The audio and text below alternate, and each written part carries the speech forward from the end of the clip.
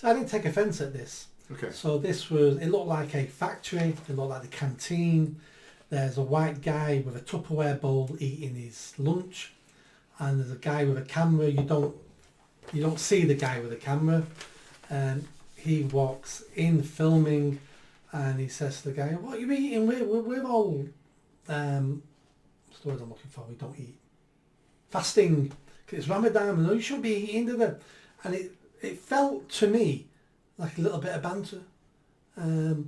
But we're at a stage now, which is dangerous, where we're looking at everything through the prism of identity politics. So people are looking at going, how dare he say that to somebody that they're fasting, having a go at an English person eating. That, to me, seemed like two guys working in the factory. Just having a laugh. Having a laugh and having a bit of banter. So it wasn't done, I've not seen the clip, so it wasn't done with vitriol or... I didn't take any of that away from it at all.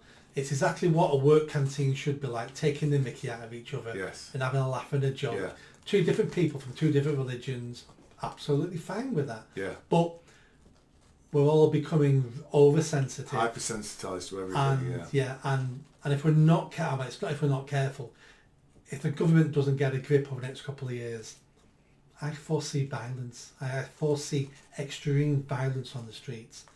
And that's what we're heading to if we're not careful, because everybody is being polarised, everyone is retreating into their identity group, and we're looking at everybody else now as the enemy. The problem, of course, with shoving people into their identity groups, including young white British males, is that the young white British or the white British male group is a big one. Yep. So if you shove everybody into that group, tell them they're crap or whatever, all it takes is one person to come along to polarise and activate that group, because it's already in its compartment, isn't it? Yeah. We'll shove you all in there because you're all shit. Yeah. We'll tell you you're shit, racist, sexist, whatever. We'll put you in there, tell you you're crap.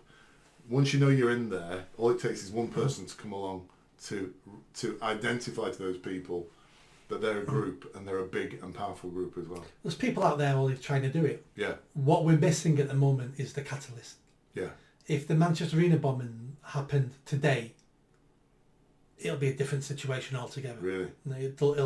The people who are speaking to me, the people who have spoken to me, the messages I get, and obviously I'm trying to be sensible and tone down the rhetoric and tell them you shouldn't be thinking like that, because I don't want violence. What are they saying, Nick? Obviously no names, no pack drill.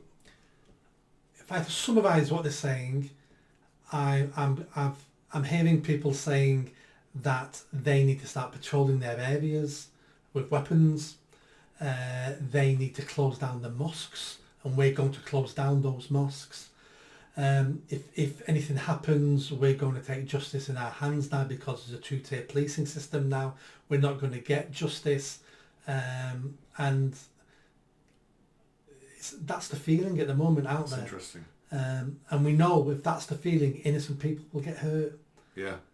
And we're waiting for a catalyst. I don't know what that catalyst is going to be, but something will happen. You can never predict. No, you things. can't. But something's going to happen, and then the first domino goes down, and we don't know. But it can all be avoided. But we need strong leadership. We've probably got 5 years to find some sort of strong leader who will offer white working class men a way out of this and build up if we don't build up their self-respect and their worth, they will build it up themselves through violence, because we're animals, and males will take gratitude and will take a rising in their social status through violence, because then you're in a pecking order. You were unemployed for 9 years and you're a crap dad and you're this, but I've watched you fight Jesus, you're rock hard, I'm going to pay you some respect now. So you can get respect from your peers and from your community through violence if you're good at it. And the white working class are good at violence when they want to be, and the more organised and ethnic minorities, and we conquered the world with white working class men. Correct. So just because you think they're useless, and we're 80% of the population, there's no minority in this country who can resist the 80% when it turns violent. And so I keep saying to ethnic minorities, you're going to have to help with this, because you're going to be the biggest loser when the violence comes. You need to start doing more as well. And you think all that takes is a strong leader? It takes more than a strong leader, but we need a strong leader to begin with. We need strong leaders to begin with. Yeah, it takes a lot. It's not going to be easy to fix. It's been going on for decades and decades and decades. If you like that video, don't forget to subscribe to the channel, hit that notification bell and comment. And if you like what I'm saying about running for Mayor of Greater Manchester, then stick around. Tell your family, tell your friends. The only way I'm going to have a chance of winning is a grassroots movement. So be part of that movement and hit that bell. Thanks.